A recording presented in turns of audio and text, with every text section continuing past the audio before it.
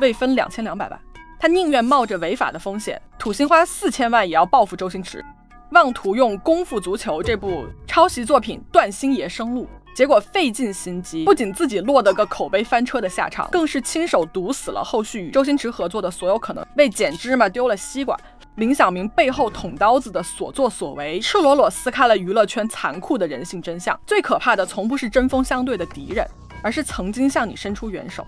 最后转过脸又要毁了你的贵人。2000年是周星驰在港圈最孤立无援的一年，不甘心守着70万死片酬，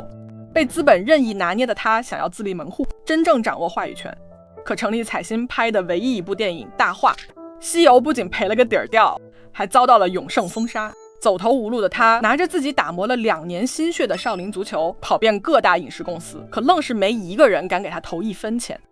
环宇集团林晓明夫妇掏出1500万投资，撑起了整部电影的制作，成为周星驰绝境里唯一的贵人。所有人都以为周星驰会感恩他一辈子，没想到两人转头就对簿公堂，而毁掉这一切的就2个字儿：利益。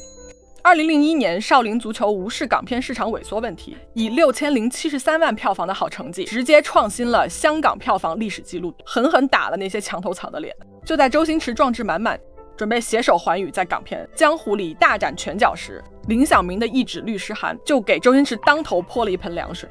他是要分少林足球爆火后衍生的漫画广告等2200万收益，然而根据合约规定，影视改编、衍生 IP 版权等全部归周星驰的星辉公司独有，眼睁睁看着这么一大笔收益全进了周星驰口袋。作为投资人的林晓明寝食难安，在开庭之前，他竟故意压着美国发行的730万版权费不给，想逼周星驰分钱让步，可星爷不愿妥协，反手就把他给告了。02年金像奖颁奖礼，林晓明妻子那句不相信因道自在人心，真理永遠長存嘅，從不是力挺星爺，而是故意把問題扯到大眾前，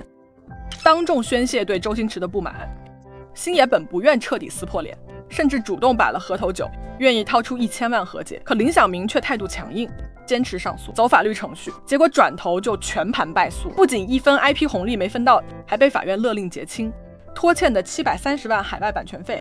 颜面尽失，输得彻底。可他非但没有知错收手，体面退场，反而赌气砸下4000万重金，金筹拍剧版《功夫足球》，题材设定、人物内核全面对标星爷的少林足球。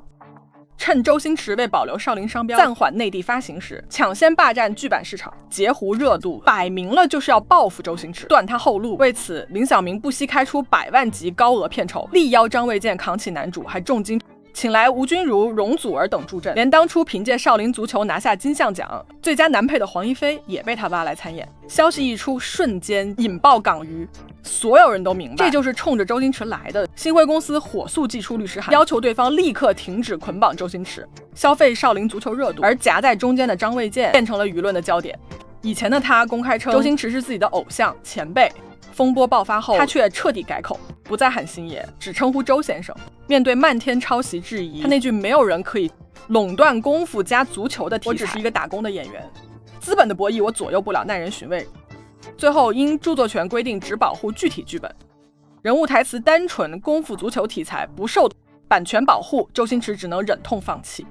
少林足球内地市场虽然林晓明靠着这个漏洞抢占了内地市场，但4000万制作成本他大半都挥霍在群星片酬，堆砌上留给镜头质感、动作、特效，剧情打磨的所剩无几。40集篇幅大量注水，画面粗糙，节奏拖沓，哪怕剧组全员模仿周星驰的无厘头表演，刻意复刻小人物逆袭的热血框架，也始终是在模仿星爷的影子，成不了气候。但这件事却让周星驰牢牢记住了一个道理：资本场上没有永远的恩人，只有永远的利益。江湖有情义，资本无温度。世上最可惜的，从不是棋逢对手的争锋，而是恩人反目，天才欲度，投机者窃取风口，却永远偷不走独一无二的灵魂与格局。